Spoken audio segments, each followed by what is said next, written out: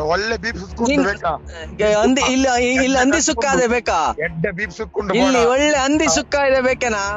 ನೀ ಸಿಗು ಆಯ್ತಾ, ನಿನ್ನ ಮಾಡ್ರೆ ಮಾಡ್ತೇನೆ ಆಯ್ತಾ, ನೀ ಸಿಗು ಗೊತ್ತಾಯ್ತಲ್ಲ. ನೀನು ನನ್ನ ಹಾ ನಿನ್ನನ್ನೇ.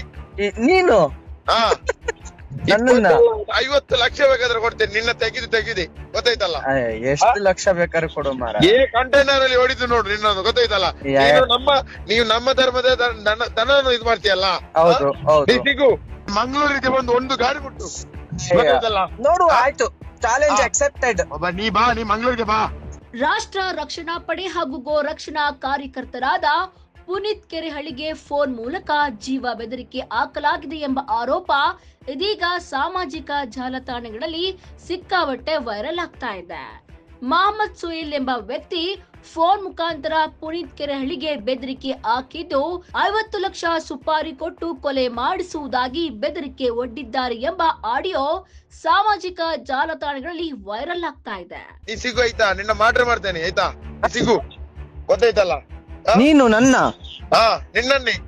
ನೀನು ಹಾ ನನ್ನನ್ನ 50 ಲಕ್ಷ ಬೇಕಾದ್ರೆ ಕೊಡ್ತೇನೆ, ನಿನ್ನ ತೆಗಿದಿ ಗೊತ್ತಾಯ್ತಲ್ಲ.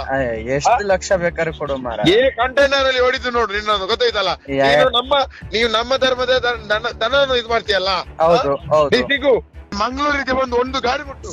ಈ ಘಟನೆಯಲ್ಲಿ ಧರ್ಮದ ವಿಚಾರವನ್ನ ಉಲ್ಲೇಖಿಸಿ ಅವಾಚ್ಯ ಶಬ್ದಗಳನ್ನು ಬಳಸಿ ಪುನೀತ್ ಕೆರೆಹಳ್ಳಿ ಹಾಗೂ ಅವರ ಬೆಂಬಲಿಗರಿಗೆ ಕೊಲೆ ಮಾಡುವುದಾಗಿ ಬೆದರಿಕೆ ಹಾಕಲಾಗಿದೆ ಎಂದು ಆರೋಪಿಸಲಾಗಿದೆ.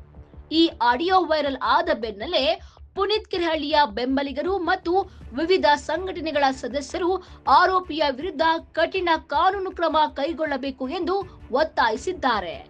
ಜೀವ ಬೆದರಿಕೆ ಪ್ರಕರಣವನ್ನ ಗಂಭೀರವಾಗಿ ಪರಿಗಣಿಸಿ ಸಂಬಂಧಪಟ್ಟ ಪೊಲೀಸರು ತಕ್ಷಣವೇ ದೂರು ದಾಖಲಿಸಿಕೊಂಡು ಸತ್ಯಾಸತ್ಯತೆಯನ್ನು ಪರಿಶೀಲಿಸಿ ಸೂಕ್ತ ಕ್ರಮ ಜರುಗಿಸಬೇಕು ಎಂದು ಸಾಮಾಜಿಕ ಜಾಲತಾಣಗಳ ಮೂಲಕ ಆಗ್ರಹ ವ್ಯಕ್ತಪಡಿಸ್ತಾ ಇದ್ದಾರೆ.